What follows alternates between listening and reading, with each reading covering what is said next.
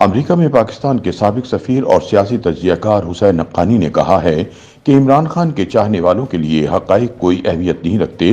وہ افغانستان سے امریکی انخلا کے بعد سے پاکستان میں امریکہ اور مغرب کی عدم دلچسپی کے بارے میں کچھ نہیں جانتے، لہٰذا ان کے لیے اس جھوٹ پر یقین کرنا آسان ہے کہ ان کا لیڈر اس وقت مغرب مخالف طاقتوں کا ایک نیا عالمی اتحاد بنا کر اسلامی احیا کی راہ ہموار کرنے والا تھا، جب بھارت، اسرائیل اور امریکہ کے توانا ہوتے ہوئے گٹھ جوڑ نے اسے اقتدار سے ہٹا دیا۔ عمرانی ہجوم کی سوچ کے پیروکار نہیں دیکھ سکتے کہ ان کا یہ خیال کتنا مضحکہ خیز ہے۔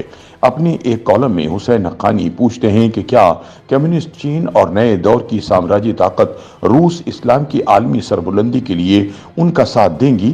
عمران پرست ہجوم روس کے ساتھ ترکی کے مسائل یا اس کی امریکی زیر قیادت نیٹو کی رکنیت سے بھی بے خبر ہے۔ یہ لوگ اب بھی خواب دیکھتے ہیں کہ بھائی رجب طیب اردوغان ان کے کپتان کے ساتھ مل کر امت کا وقار بحال کرنے کے لیے کمر بستہ رہے، اور اس جدوجہد میں روس بھی ان کے ساتھ ہے۔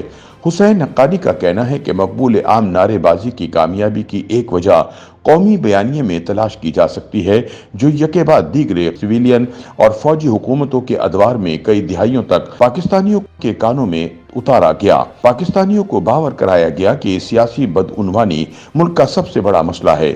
پاکستان کی مایوس کن شرح خواندگی، ٹیکسوں کی ناکافی وصولی، اعلیٰ تعلیم کا پست معیار، زرعی اور صنعتی پیداواری صلاحیت اور بیرونی امداد اور قرضوں پر انتہائی انحصار کو مسائل سمجھا ہی نہیں گیا۔ قوم عموماً اس بات سے بے خبر رہتی ہے کہ نظریاتی انتہا پسندی کے حوالے سے پاکستان کی بین الاقوامی ساکھ کیا ہے۔ اس کی عالمی تنہائی کی وجہ ڈالر خور لیڈروں کی غلامی کو قبول کرنے پر آمادگی ہے، نہ کہ جہاد اور دہشت گردی کے حوالے سے ماضی کی غلط پالیسیاں۔ بے خبر عوام یہ یقین کرنے کے لیے تیار رہتے ہیں کہ صرف ایک سخت گیر اور صاف ستھرا آدمی آ جائے جس کا کرشمہ اور روزانہ ٹیلی ویژن پر نشر ہونے والی تقاریر پاکستان کے تمام مسائل کو جادوئی طریقے سے حل کر دے گی۔ حسین حقانی کے مطابق پاکستان کو ایک نئے قومی بیانیے کی ضرورت ہے جو ملک کی تاریخ اور صلاحیت کی حقیقت پسندانہ جائزے پر مبنی ہو۔ پرانا بیانیہ جس کا پرچار درسی نصاب اور میڈیا کے ذریعے برس ہا برس تک تواتر سے کیا گیا، اس پر زیادہ تر تنخواہ دار طبقہ آنکھیں بند کر کے یقین رکھتا ہے۔ یہ طبقات شہروں میں رہتے ہیں اور موجودہ مقبولیت کے چیلنج کی حمایت کی بنیاد ہیں۔ اس میں حاضر سروس اور ریٹائرڈ اہلکار، سرکاری ملازمین اور پیشہ ور افراد شامل ہیں جو زیادہ تر سرکاری رہائش گاہوں میں رہتے ہیں اور اپنے بچوں کو سرکاری سبسڈی والے اسکولوں میں بھیجتے ہیں۔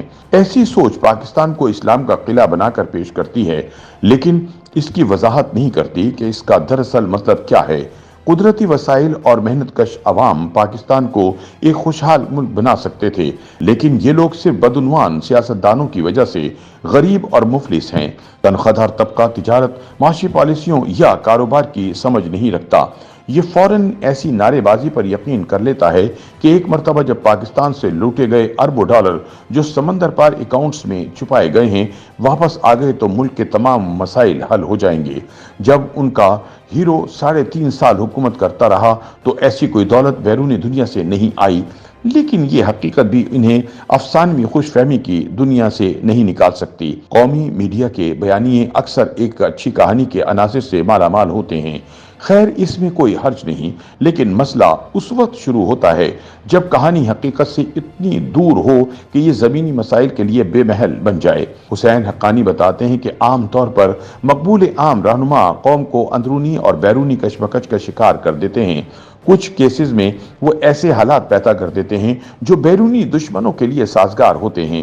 یہ صورتحال کسی طور خوشگوار نہیں، لہٰذا ضروری ہے کہ قوم کی مایوسی کا تدارک کیا جائے قبل از اس کے کہ یہ قوم کی بقا کا مسئلہ بن جائے، لیکن ایسا محض تقریروں اور بیانات سے نہیں ہو سکتا۔ مقبول رہنما کی جذباتی موسیقی کے عادی کان منطقی دلائل نہیں سنتے۔ لوگ نجات کے جھوٹے وعدوں کو اسی طرح پسند کرتے ہیں جیسے وہ طلسمی افسانوں سے لطف اندوز ہوتے ہیں۔ پاکستان کے رہنماؤں نے ایک طویل عرصے سے پاکستان کو عالمی سازشوں کا شکار قرار دیا ہے، اور قوم بھی برسوں سے سازش کی تھیوریوں کو آسانی سے مانتی آئی ہے۔ انہیں بتایا جاتا ہے کہ مسلمان اس لیے کمزور ہیں کیونکہ وہ نو آبادیاتی نظام کا شکار تھے، نہ کہ یہ وہ نو آبادیاتی نظام کا شکار اس لیے ہوئے کیونکہ وہ عسکری اور اقتصادی طور پر کمزور تھے۔ اس حقیقت پر بھی کبھی بات نہیں ہوتی کہ توپ اور تلوار کے درمیان جنگ میں تلوار کی فتح کے امکانات نہ ہونے کے برابر ہیں۔